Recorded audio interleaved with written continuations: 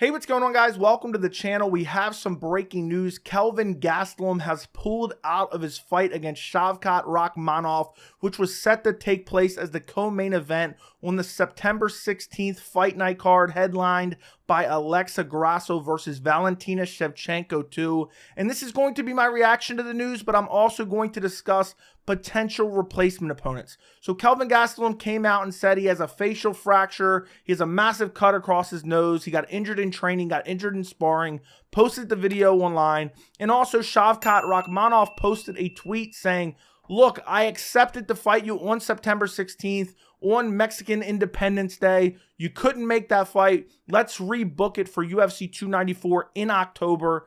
And that's a possibility, but I also want to talk about some potential replacement opponents.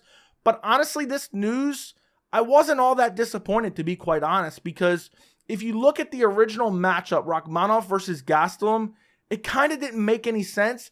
It was really only made by default because there really was nobody else for Rakhmonov to fight at the time that this fight was booked. But I feel like some options have kind of opened up, which we're going to talk about in a little bit. But another reason I wasn't super disappointed in this news is because if you go back to my reaction when this news was initially announced, I did a video on it. I never expected Gastelum to make weight anyway. Obviously, we didn't get close enough to the fight, but Gastelum has not fought at welterweight since 2016 at UFC 200. And I say that loosely because he missed weight for that fight. So Gastelum has been known to not be able to make weight at welterweight. And it's been talked about for the last 7 years that Gastelum's such a small middleweight. And I just found it hard to believe after 7 years at fighting at middleweight, already having a bad, plan in place to make the weight when he used to fight at welterweight, and now all of a sudden he's going to make weight and fight Shavkat Rakhmonov.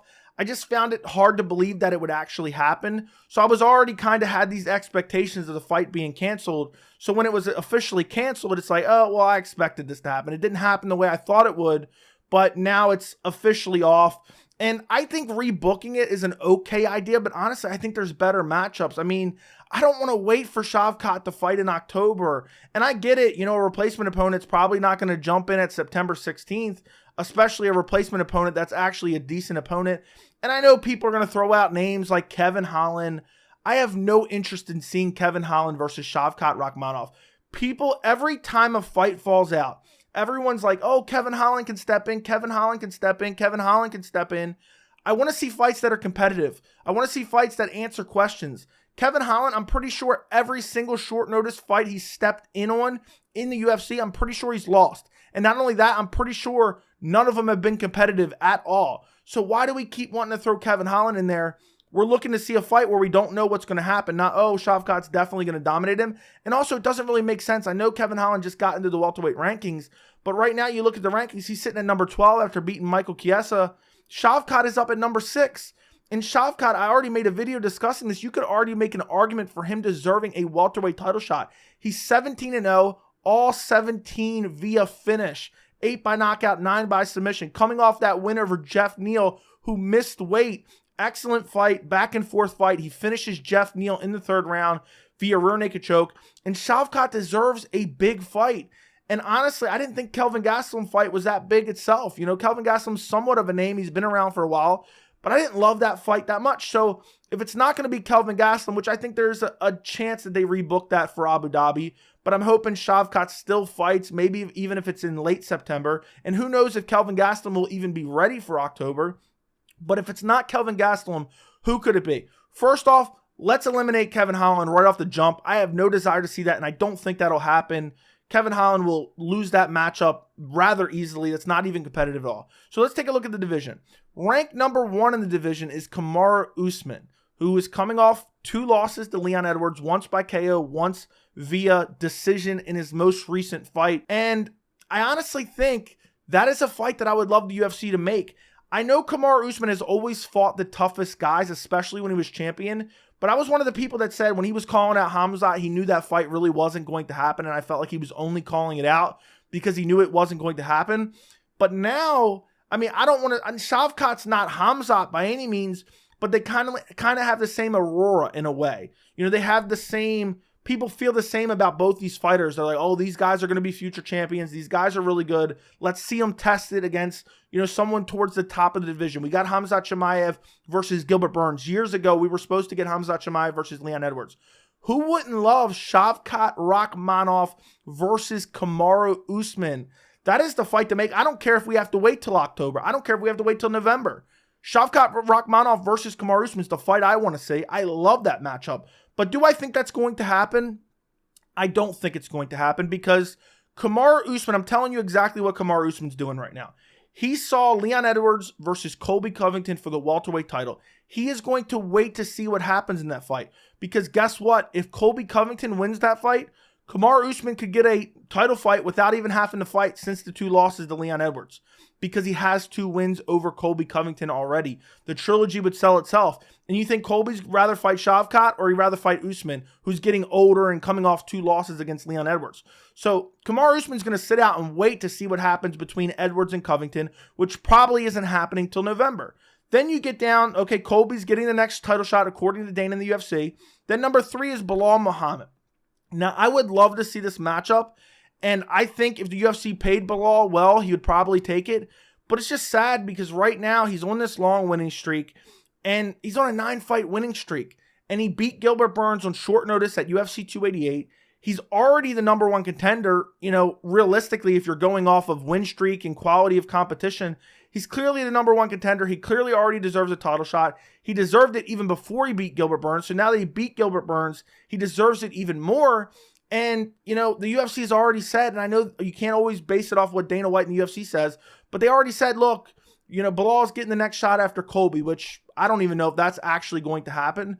But either way, I think Belal's at least going to wait and see how the division plays out. He just fought in May, so I don't think all of a sudden he's going to just, come back and fight Shavkat Rakhmonov on 6 weeks' notice. It's just not going to happen. He's going to wait it out and see what happens between Leon Edwards and Colby Covington. And this is the problem with the welterweight division. Too many guys just waiting around and not fighting each other. And Belal's not one of those guys, but I understand where he's at now because of his winning streak, because of the fact he stepped in on short notice against Gilbert Burns.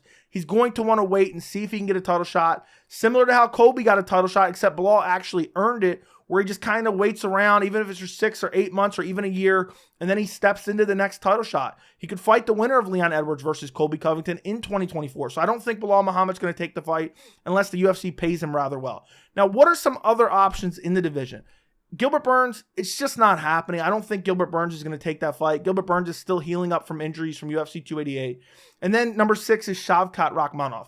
So basically, what you have here is you're going to have Shavkat Rakhmonov. If he's not fighting any of those guys, he's going to have to fight behind him in the rankings.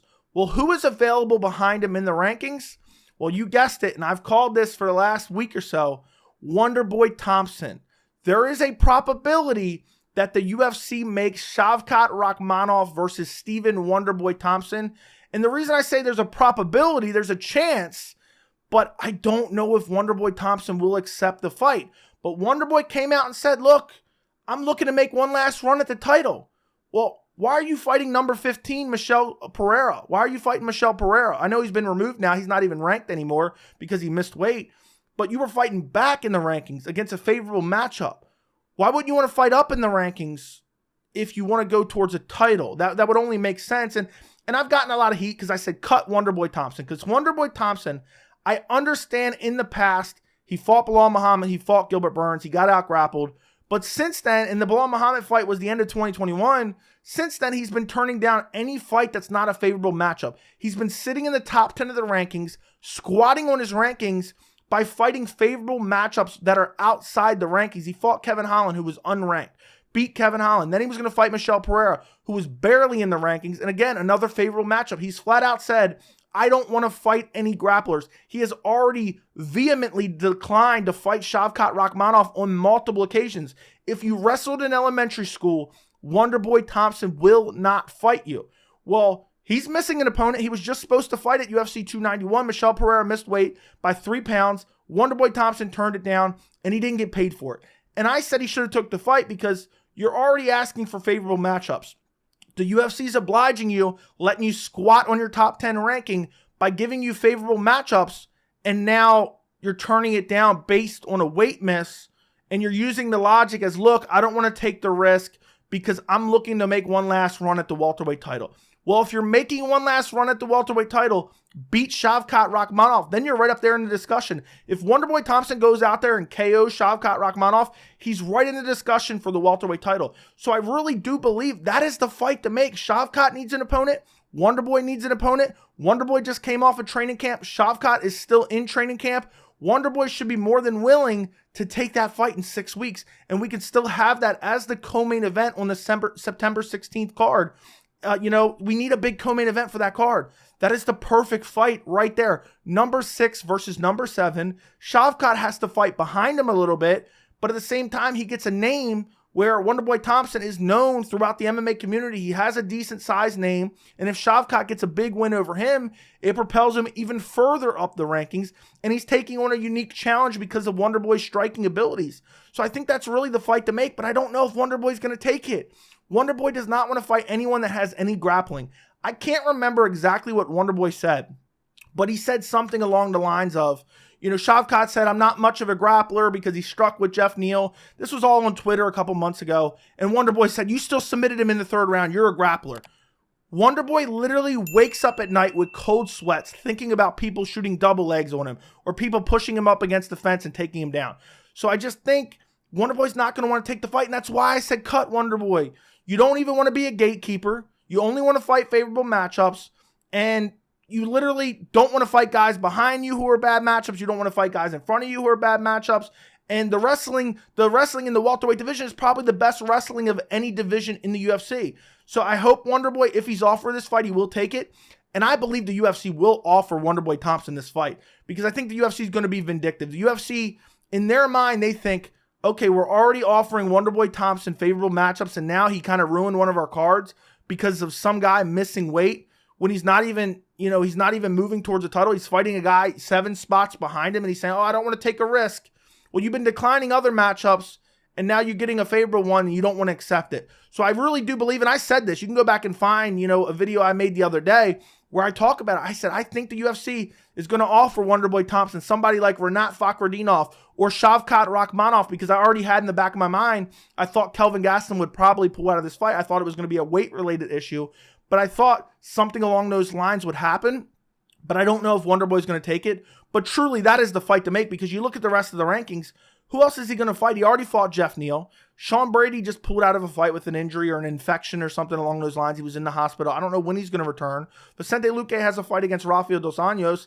Neil Magny, we've already seen that. Kevin Holland, don't want to see it. Ian Gary, if he beats Jeff Neal, that'd be very interesting. But again, that's not going to happen anytime in the next 6 weeks. So realistically, I think what happens is we either get Shavkat Rakhmonov versus Kelvin Gastelum rescheduled for potentially October at UFC 294, or we get Shavkat Rakhmonov versus Wonderboy Thompson because the UFC could just ice Wonderboy. They've done it in the past where they're just going to offer him non-favorable matchups now, and he's going to have to accept one of them sooner or later because he didn't get his show money. The failing MMA website Bloody Elbow was saying, oh, Wonderboy, congrats for sticking to your ground and not taking the fight. Imagine taking financial advice from a dying MMA website. And Wonderboy didn't get paid. He didn't get his show money. He showed up. He made weight. I don't feel good about that. But I kind of do understand why the UFC's like, well, we wanted you to take this fight. You were going to get 20% of his purse, and we're giving you favorable matchups. It's not like, oh, you're fighting in a number 1 contender fight and your opponent missed weight.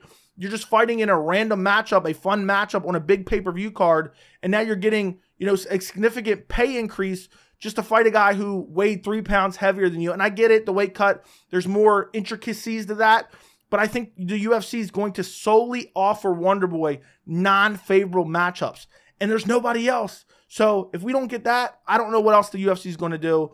It's either Kelvin Gastelum or Stephen Wonderboy Thompson. I hope that Wonderboy Thompson, realizes the flawed logic. Oh, I'm looking to move towards a title, but I'm not fighting Shavkat Rakhmonov.